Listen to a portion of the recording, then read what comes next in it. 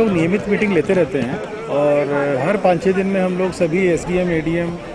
जो आरआरटी के डॉक्टर्स हैं, जो सर्विलेंस के डॉक्टर्स हैं, हम लोग सब इकट्ठे होते हैं और हम लोग जो शहर के विभिन्न क्षेत्रों में जो क्या स्थिति चल रही है, सर्वे टीम्स कैसा काम कर रही हैं, कौन सा क्षेत्र सुधर गया है, किस क्षेत्र में ध्यान देना है, तो उसी सब क्षेत्रों का रिव्यू होता है पूरा इसमें। और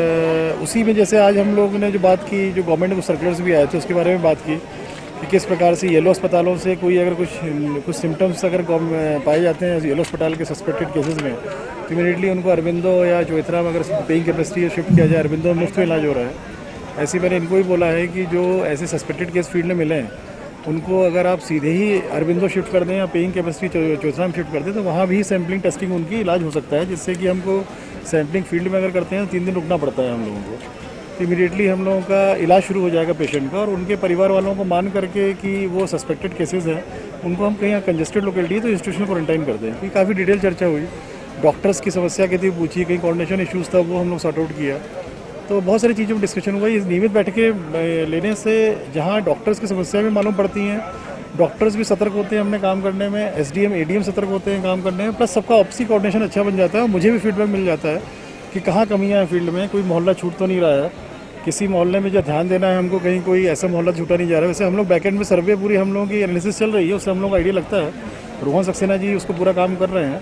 तो कोई एरिया छूटता नहीं। फिर भी अगर हम लोग कहीं भी कोई हम लोग के बैकएंड की वर्किंग में कंट्रोल रूम में कहीं कमी है तो ये फील्ड के जो अफसर्स हैं, डॉक्टर्स हैं, एसडीएम्स हैं, एडीएम्स, इनके माध्यम से मालूम पड़ जाता है। देखिए, तैयारी तो गवर्नमेंट ऑफ इंडिया ने अगर बोला है या एम्स के डायरेक्टर जी ने बोला है तो हम लोग को तैयारी पूरी रखनी चाहिए। सबसे पहला महत्वपूर्ण है शहर के लोगों का कोई भी तकलीफ आती है तो हम लोग उनका इलाज दे सकें उनको, तो तैयारी हम लोग पूरी कर रहे हैं उसकी। जून जुलाई के बूम को देखते हुए प्रयास ये भी चल रहा है कि उसके पहले हम लोग मेहनत करके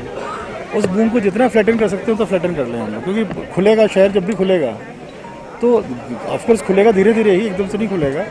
पर थोड़ा उसमें स्पर्ट आएगा, केसेस में बढ़ोतरी होगी, तो वो नेचुरल भी है और एक्सपेक्टेड भी है।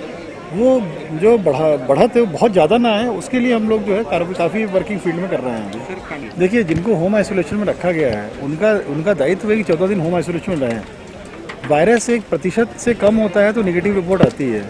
उसको ज़ीरो होने में लगभग और दिन लगता है, वो एंटीबॉडीज़ भी क्रिएट हो जाती हैं उसी पीरियड में। तो अगर होम अस्पताल से डिस्चार्ज होकर गए हो तो आपको ये मानना चाहिए कि कुछ प्रतिशत वायरस है जो इतने दिनों में हमारे 0 लेवल पे आ जाएगा। तो जो भी ऐसे होम क्वारंटाइन में लोग हैं इनको बाहर निकलना नहीं चाहिए, इनको किराने की दुकान में नहीं आना चाहिए, इनके सहयोगों के माध्यम से इनको अपने यहाँ एक सेफ डिस्टेंस बना के सामान बुलाना चाहिए और इनके साथ मिक्सअप किसी को नहीं होना चाहिए। यार देखिए मेरा ये कहना है कि ये शहर में बहुत इस तरह का आपसी भाईचारा है,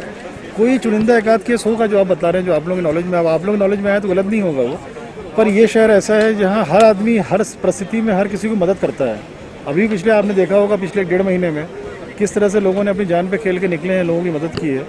तो एक आध कोई चुनिंदा केस किसी मोहल्ले में हो गया होगा, और पर सामान्य तौर पर मेरे को नॉलेज में भी ऐसा नहीं आया कि इस प्रकार की समस्या हुई है। लग जाने से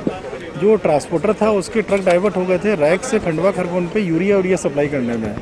या कुछ अन्य प्रकार सामग्री जो दूसरे शहर में जाता है। कल मैंने वो बंद करा दिया है, मैंने बोला है कि सारा परिवहन होगा, परिवहन होकर जैसी वेयर हाउसिंग में जाएगा सामान, किसानों को पेमेंट तभी हो पाता है, वो जल्दी हो जाएगा।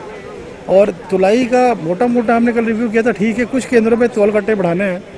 तो कांटे बढ़ रहे हैं आज वो, तो हम लोग प्रयास कर रहे हैं 30 मई तक ये उपार्जन पूरा कर लें हम लोग।